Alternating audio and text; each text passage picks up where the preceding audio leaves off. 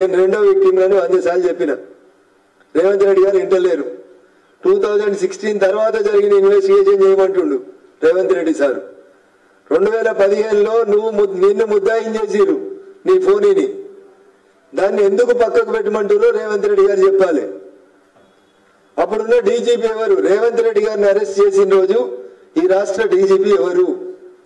అనురాగ్ శర్మ గారు కాదా?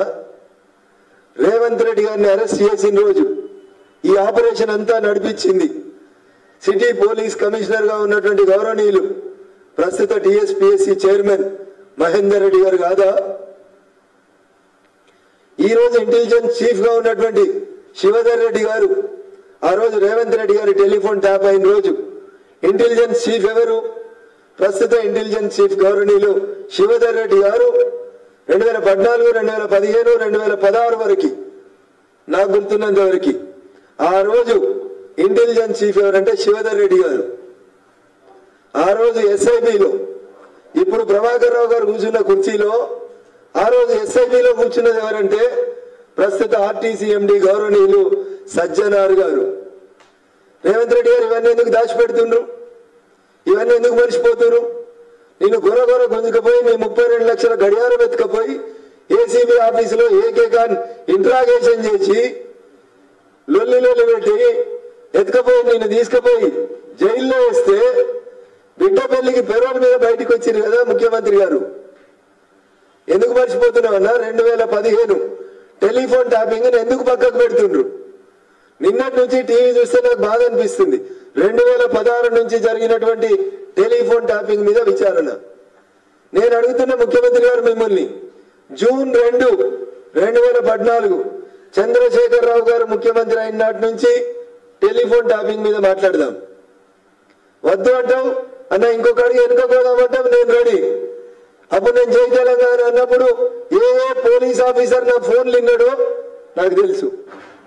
తెలంగాణ ఉద్యమకారులని ఏ police officer ఎట్లా బాధ పెట్టిండో నా దగ్గర ఎవిడెన్స్ ఉంది. కానీ నేనేమంటున్నా, గత ప్రభుత్వాలు వదిలేయన్నా, తెలంగాణ వచ్చినాక ఏం జరిగింది తెలంగాణ సమాజం తెలుసుకోవాలనుకుంటుంది. ఎందుకు మీరు 2016 ఎందుకు సెలెక్టివ్ గా ఇన్వెస్టిగేషన్ చేస్తున్నారు? Why can't you move back to June 2, 2014 onwards? Chandrashekar Rao ఆ కుర్చీలో కూర్చున్న నాటి నుంచి ఇన్వెస్టిగేషన్ ఎందుకు చేయరు? ఇంత జరిగింది కదన్నా. మా మీడియా మిత్రులు కూడా అడుగుతున్నా, రోజు ఎన్ని కథనాలు రాస్తున్నారు కదన్నా. ప్రణీత్ రావుని అడిగితే ప్రభాకర్ రావు చెప్తే చేసిన, భుజంగరావుని అడిగితే ప్రభాకర్ రావు చెప్తే చేసిన, తిరుపతి అని అడిగితే ప్రభాకర్ రావు చెప్తే చేసిన. ఈ ప్రభాకర్ రావు అనేట ఆయన ప్రస్తుత ఎస్ఐబి చీఫ్ గా ఉన్నటువంటి శ్రీమతి సుమతి గారికి ఫోన్ చేసి, ప్రస్తుతం రేవంత్ రెడ్డి గారు ముఖ్యమంత్రి అయిన తర్వాత ఎస్ఐబి చీఫ్ గా ఉన్నటువంటి శ్రీమతి సుమతి రెడ్డి గారికి ఫోన్ చేసి, మీరు నా కొడుకుని నా కోడల్ని ఎందుకు పోలీస్ స్టేషన్ కు రమ్మంటున్నారు అంటే, సార్ ఇట్లా కేసు నమోదైంది రమ్మంటున్నాం. సో ఈ రోజు నువ్వు ఎవరు చెప్తే పని చేస్తున్నావు, ఏ ముఖ్యమంత్రి చెప్తే నువ్వు ఈ పని చేస్తున్నావో ఆ రోజు నేను ఎస్ఐబి చీఫ్ గా అప్పటి ముఖ్యమంత్రి చంద్రశేఖర్ రావు చెప్తే పని చేసినా అని చెప్పిండు.